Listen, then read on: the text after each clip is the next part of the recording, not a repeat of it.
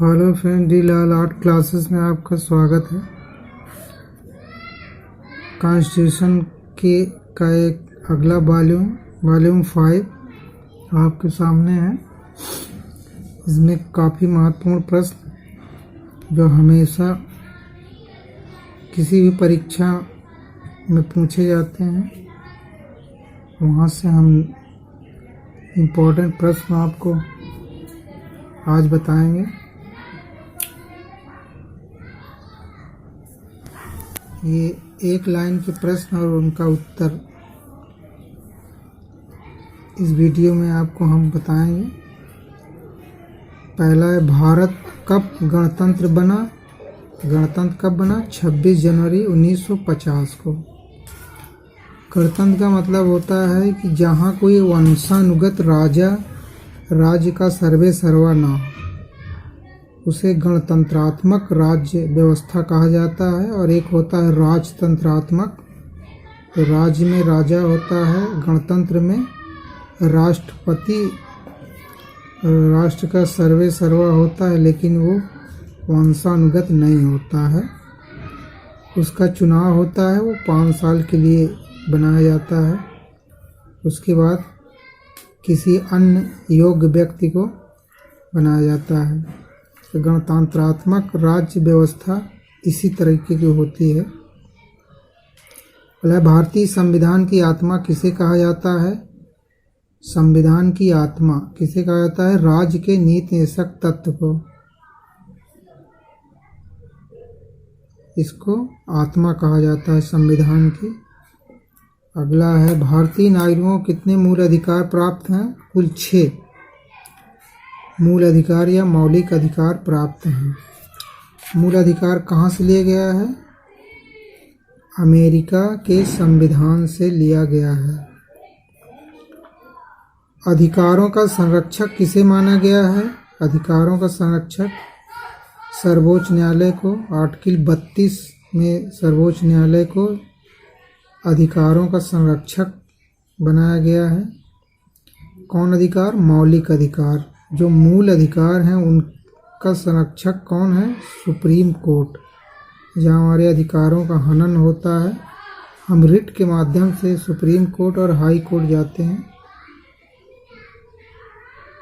तो वही है मूल अधिकारों का संरक्षक या अधिकारों का संरक्षक कौन है? सर्वोच्च न्यायालय। अगला है, लोक कल्याणकारी राज्य की अवधारणा किसमें निहित होती है? लोक कल्याणकारी राज्य की अवधारणा किसमें निहित है? राज्य के नीति निर्देशक तत्व में। अगला है, संविधान के मूल कर्तव्यों को किस समिति की सिफारिश पर लागू किया गया था? ये स्वर्ण सिंह समिति है। मूल कर्तव्यों को स्वर्ण सिंह समिति की सिफारिश पर लागू किया गया था। मूल कर्तव्य कहाँ से लिए गए हैं? रूस के संविधान से लिया गया इसे मूल कर्तव्य को। अगला है, संविधान का प्रहरी किसे कहा जाता है? संविधान का प्रहरी किसे कहा जाता है? आर्टिकल 32 में सर्वोच्च न्यायालय को कहा गया है संविधान का प्रहरी, संविधान का रक्षक। अगला है, संवैधानिक उपचारों का अधिकार दिया गया है किसे? आर्टिकल 32 में सुप्रीम कोर्ट को संवैधानिक उपचारों का अधिकार आर्टिकल 32 में है। अगला है, मूल अधिकारों के हनन होने पर प्रभावित व्यक्ति रिट प्रस्तुत कर सकता है। कहाँ पर रिट प्रस्तुत कर सकता है? उच्च न्यायालय में आर्टिकल 226 के तहत, और या उच्चतम न्यायालय में आर्टिकल 32 के तहत। दो में से एक जगह कहीं भी आप अपने अधिकारों के हनन होने पर रिट दायर कर सकते हैं। कौन अधिकार? मूल अधिकार।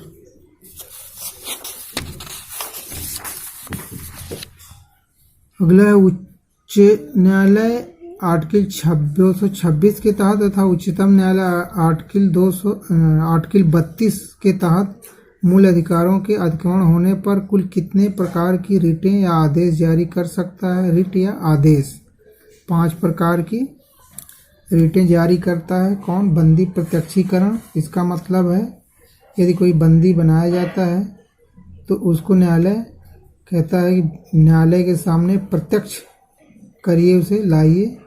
दूसरा है परमादेश। परमादेश में किसी निकाय को आदेश दिया जाता है। प्रतिषेध और उत्प्रेषण रिट जो है वो अपने से निम्न न्यायालयों को जारी की जाती है। अधिकार परीक्षा जो है किसी व्यक्ति से जब कोई पद हड़प लेता है तब उस समय जारी की जाती है। तो ये 5 प्रकार की रिटें हैं। अगला, भारतीय संविधान मूल अधिकारों को कहाँ से संविधान में लिया गया है? तो अमेरिका के संविधान से लिया गया है मूल अधिकारों को। अगला है, राज्य के निहित तत्वों को किस देश से भारतीय संविधान में लिया गया है? तो ये आयरलैंड के संविधान से लिया गया है। राज्य के निहित तत्व संविधान के किस भाग में उल्लिखित हैं? तो संविधान के 4th भाग में उल्लिखित हैं। तीसरे भाग में कौन है? मौलिक अधिकार। 4th भाग में कौन है? नीति निषेधक तत्व। नीति निषेधक तत्व कितने अनुच्छेद से कितने तक हैं? 36 से 51 तक। कभी कभी ये भी पूछ लिया जाता है कि अनुच्छेद इतने से इतने तक नीति निषेधक तत्व हैं, इतने से इतने तक हैं, तो 36 से 51 तक हैं, याद रखिए। किस भाग में नीति निषेधक तत्वों का उल्लेख किया गया है? 4th भाग में। तो ये जो भाग है मौलिक अधिकार और नीति निषेधक तत्व के संबंध में बार बार पूछा गया है प्रश्न। अगला है, भारत के कल्याणकारी राज्य का विचार परिलक्षित होता है। कहाँ होता है? संविधान की उद्देशिका में और राज्य के निषेधक तत्व में, दोनों में होता है। कल्याणकारी राज्य का विचार दोनों जगह पर होता है। संविधान की उद्देशिका में भी कहा गया है और राज्य के निषेधक तत्व में भी उस लक्ष्य को प्राप्त करने के लिए कहा गया है। तो ये दोनों जगह है। राज्य के निषेधक तत्वों का सीधा संबंध किससे है? तो सीधा संबंध है सामाजिक, आर्थिक एवं राजनीतिक न्याय से है, जिसको प्राप्त करना राज्यों का लक्ष्य होगा। ये संविधान के निषेधक तत्व में लिखा गया है। कौन कौन न्याय? सामाजिक, आर्थिक और राजनीतिक न्याय एक क्रांति के माध्यम से ये प्राप्त करने का राज्य कोशिश करेंगे। वही है सीधा संबंध किससे है? ये 3 प्रकार के हैं, सामाजिक, आर्थिक और राजनीतिक न्याय से। बस फ्रेंड्स, आज यहीं तक। बाकी मिलते हैं नेक्स्ट वीडियो में। इसे सब्सक्राइब और शेयर ज़रूर कर दें यदि वीडियो अच्छी लगे तो। Thanks for watching.